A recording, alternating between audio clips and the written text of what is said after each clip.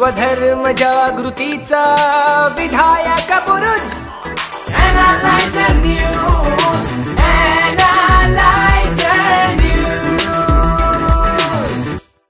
नमस्कार, मी श्रीकांत उमरीकर. आपण पाहतात अॅनालायझर. लाईक करा, शेअर करा, सबस्क्राईब करा. अॅनालायझरचं ॲप डाउनलोड करा.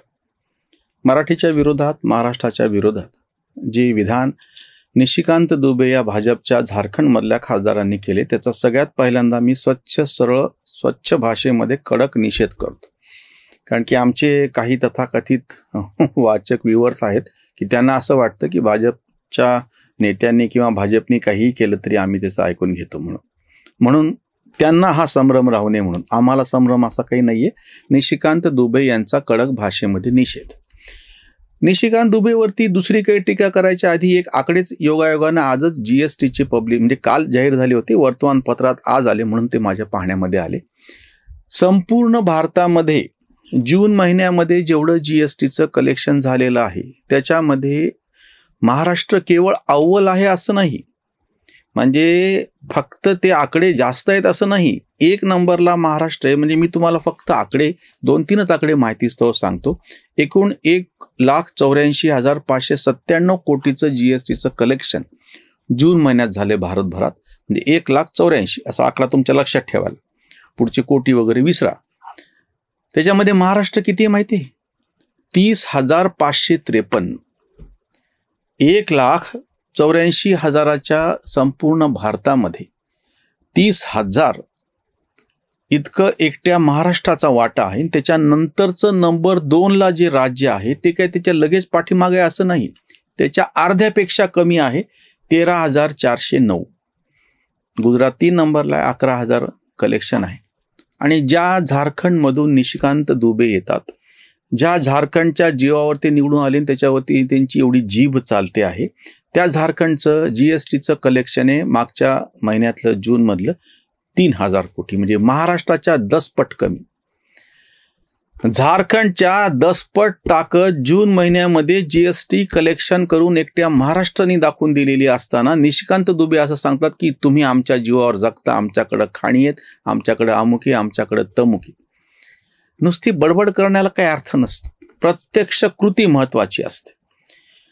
आत्ताची गोष्ट अशी आहे की जेव्हा आम्ही भाजपचं समर्थन करतो तेव्हा ते काही भाजप याच्यासाठी म्हणून नाही, प्रत्यक्ष कृतीमध्ये नरेंद्र मोदींनी ज्या पद्धतीने गेल्या 11 वर्षामध्ये लोकांशी कनेक्ट करणं असो, विविध योजना प्रत्यक्ष राबवून त्याच्या लाभार्थीपर्यंत त्याचे लाभ कसे पोहोचतायत ते सिद्ध करणं असो, या सगळ्या कितीतरी गोष्टींमधून हे सरकार कृतिशील दिसतं आहे. या अर्थाने आम्ही त्याचा फक्त पाठिंबा दिलेला होता, पुढेही देत राहू. तेच नाही, कोणीही महाराष्ट्रामध्ये सुद्धा देवेंद्र फडणवीस सरकारांनी प्रत्यक्षामध्ये जेव्हा समृद्धी महामार्ग पूर्ण झाला मागच्या महिन्यामध्ये, त्याचा फायदा सगळ्यात जास्त आता त्या ठिकाणी वाहनं कशी जात आहेत. आणि आता शक्तीपीठ म्हणून त्याला विरोध करणाऱ्यांना आमचा विरोध आहे. आता जेव्हा निशिकांत दुबे तोंड वरती करून म्हणतात आमच्या जीवावर जगतो, तेव्हा त्यांनी हे लक्षात घ्यावं की हा महाराष्ट्र संपूर्ण भारताचं इंजिन आहे.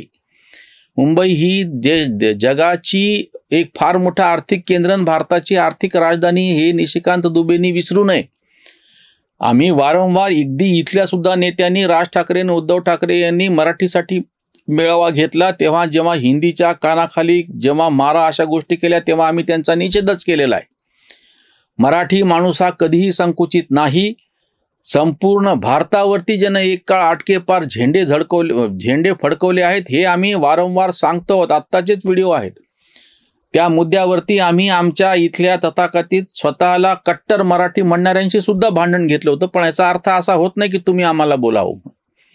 महाभारतामधलं जे ते वर्णन आहे की आम्ही शत्रूशी लढताना आम्ही 105 आहोत, तसं तुम्ही जर आमच्या महाराष्ट्राला शत्रू म्हणणार असाल तर आम्ही सगळे एकत्र आहोत. एरवी आम्ही सत्याच्या बाजूने आहोत, विकासाच्या बाजूने आहोत, व्यापक असा आमचा दृष्टिकोन आहे. सगळ्यात जास्त हिंदीला म्हणजे काय म्हणता येईल त्याला बाजारपेठ उपलब्ध करून देणारं हे राज्य आहे. हिंदी चित्रपट असो किंवा बाकीच्या सगळ्या गोष्टी असो, आम्ही वारंवार उदारपणे हे सगळं जतन केलेलं आहे. हिंदी ही भाषा आम्हाला मराठीच्या बरोबरीनं प्रिय आहे. हे सगळं असताना याचा अर्थ असा होत नाही की तुम्ही बोलावं आणि आम्ही ऐकून घ्यावं. कुठल्याही राज्यांनी ह्या गमजा गाजू नये. सगळ्यात पहिली गोष्ट म्हणजे भारत हा संघ राज्य आहे असं म्हणत असताना हे काही वेगवेगळे तुकडे तुकडे होते आणि ते एकत्र आले आणि त्याचा भारत बनला असं झालेलं नाहीये. ही जी काही फालतू आणि घाणेरडी संकल्पना आहे ना राहुल गांधीच्या डोक्यात घुसडलेली, जसं युनायटेड स्टेट्स ऑफ अमेरिका, जसं युनायटेड स्टेट्स ऑफ इंडिया नाहीये काही हे. तेव्हाचे ते वेगवेगळे तुकडे होते आणि त्यांनी एकत्र येऊन आपल्याला एक राष्ट्र घोषित केलं, असा त्यांचा प्रश्न आहे USA चा. भारताचा असं घडलेलं नाहीये. 565च्या जवळपास संस्थानं होती, म्हणजे काय 565 राज्य म्हणायची काय. ह्या ज्या सीमा होत्या तेव्हा त्या काय अशा पक्क्या नव्हत्या कुठल्या काही तेव्हाच्या. गेले कित्येक हजारो वर्षाचा आमचा इतिहास आहे. आमच्या पुराणामध्ये सुद्धा या देशाचं वर्णन करत असताना त्याच्या दक्षिणेला कसा समुद्र त्याचे पाय धुतो आहे आणि उत्तरेला हिमालय पर्वत कसा आहे, इकडे हिंदुकुश पर्वत कसा आहे, सगळं वर्णन केलेलं आहे. ही जी अखंड अशी भूमी आहे ती एकत्रच होती. त्याच्यामुळे निशिकांत दुबे सारखे जेव्हा असे वक्तव्य करणार असतील ना की आमच्या जीवावर तुम्ही जगता, तर आम्ही त्यांच्या कानपटीत मारल्याशिवाय राहणार नाही. त्या पातळीवरती राज ठाकरे बरोबर आहे. जर कोणी असा स्वतःचा माज दाखवणार असेल आपल्या राज्याचा आणि बाकीचा, तर ते आम्ही खपून घेणार नाही. आम्ही आमच्याही राज्यामध्ये मराठीचा अभिमान बाळगा, मराठीचा गर्व बाळगा, 100% बरोबर आहे. आपल्या प्रदेशाचा अभिमान बाळगा, आपल्या प्रदेशाचा गर्व बाळगा, पण आम्ही ते सांगतो, आमच्याही प्रदेशाचा जो कोणी माज दाखवणार असेल आणि परराज्यातल्या लोकांवरती अन्याय करणार असेल तर आम्ही त्याचे पण कान पकडूत. पण तो आमच्या घरातला मामला आहे. मराठी माणसांनी कुठेतरी धच्चोटगिरी केली, गुंडगिरी केली म्हणून आम्ही त्याचं समर्थन करत नाही. कोणते केडिया नावाच्या गुजराती व्यापाऱ्याच्या दुकानावरती दगडफेक केली याचं आम्ही बिलकुल समर्थन करत नाही. दगडफेक करणाऱ्यांना बिलकुल शिक्षा झाली पाहिजे. पण त्याच्या नेमकं उलट आम्ही ऐकून घेतो आहोत, म्हणजे याचा अर्थ असा नाही की आम्ही कमकुवत आहोत किंवा आम्ही बाकीची आमची भाषा सोडून दिली किंवा आम्ही आमची अस्मिता बाजूला ठेवली किंवा आम्हाला आमच्या प्रदेशाचं सगळं गर्व नाहीये म्हणून.